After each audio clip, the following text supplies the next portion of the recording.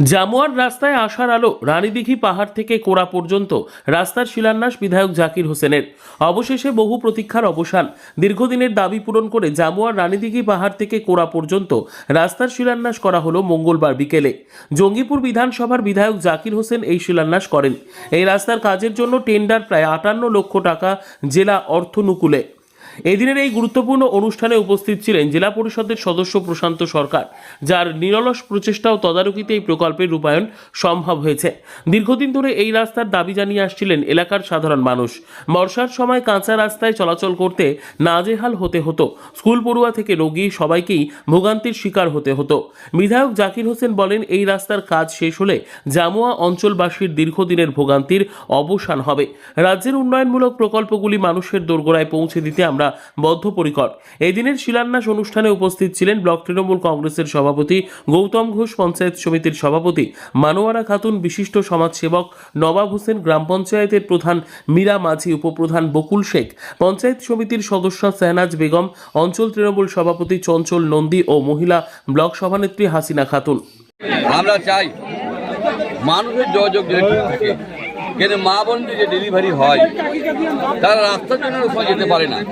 তাই মাননীয় মুখ্যমন্ত্রী আপনারা দেখেছেন পাড়ায় সমাধান, তাই পাড়া সমাধানে মাননীয় মুখ্যমন্ত্রী বলেছে যে পাড়ায় পাড়ায় কাজ হোক। এটা জেলা পরিষদের কাজ প্রশংসা করেছে এবং আমি অনেক কাজ করেছি জামুয়ার অঞ্চলে।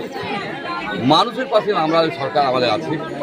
আমরা চাই মানুষের জন্য মানুষ কাজটা বুঝে দিতে পারে। তাই আজকে আমরা জামুয়ার অঞ্চলে এসেছি। পঞ্চায়েত সভাপতি আছে, প্রধান আছে, জেলা পরিষদের মেম্বার আছে, অঞ্চল সভাপতি আছে। আমাদের সকল মিলে একসাথে কাজ করতে চাই। এক পরিবারের মতো এলাকার বিশিষ্ট লোকেরা আছে, সকলকে আমরা সম্মান জানাই। কাজগুলো তারা দেখে নেয়, হওয়ার পরে দুদিন পরে যদি উঠে না যায়। আমরা সবসময় চাইব মানবিক রূপে মাননীয় মুখ্যমন্ত্রী টাকা দিচ্ছে, পাড়ায় সমাধান টাকা, এবং আমরা বিজেপির তীব্র বিরোধিতা করছি এই কারণে যে তারা এই যে মানুষকে বাদ দিয়ে দিচ্ছে তার তীব্র বিরোধিতা করছি। এবং বাংলা পর্যায়ে শ্রমিকদের প্রতি যে অন্যায়, উড়িষ্যা, দিল্লি, হরিয়ানা, রাজস্থান, তারা ঘৃণা করছি। মানুষের যে অন্যায় করছে, গরিব মানুষ খাতে যাচ্ছে, তাদের প্রতি যে অন্যায় হচ্ছে তারও প্রতিবাদ করছি।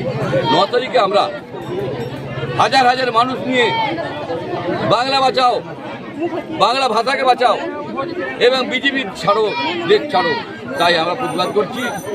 আমরা বাঙালির আন্দোলন করে ইংরেজকে তাড়িয়েছি, তা আমরা বিজেপিকে দাঁড়াতে পারবো। তাই বাংলার সকল মানুষ আমরা এক আছি।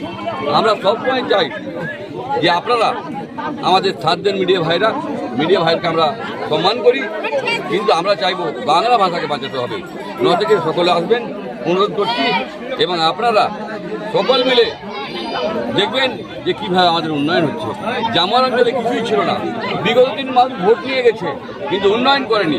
আমি কিন্তু উন্নয়ন করেছি, যা স্বাধীন হয়ে না উন্নয়ন হয়েছে তার 20 গুণ বেশি উন্নয়ন করেছি আমি এই 9 বছরে। তাই আমি মানুষের আশা রাখছি, মানুষ আমাকে দোয়া আশীর্বাদ করুন যেন আমি আগামী দিনে আরও বেশি কাজ করতে পারি। আর মাননীয় মুখ্যমন্ত্রী এই বাংলার বাইরে কাজ করে যাক, মাননীয় মুখ্যমন্ত্রী দীর্ঘজীবী হোক, যেন বাংলার উন্নয়ন হোক।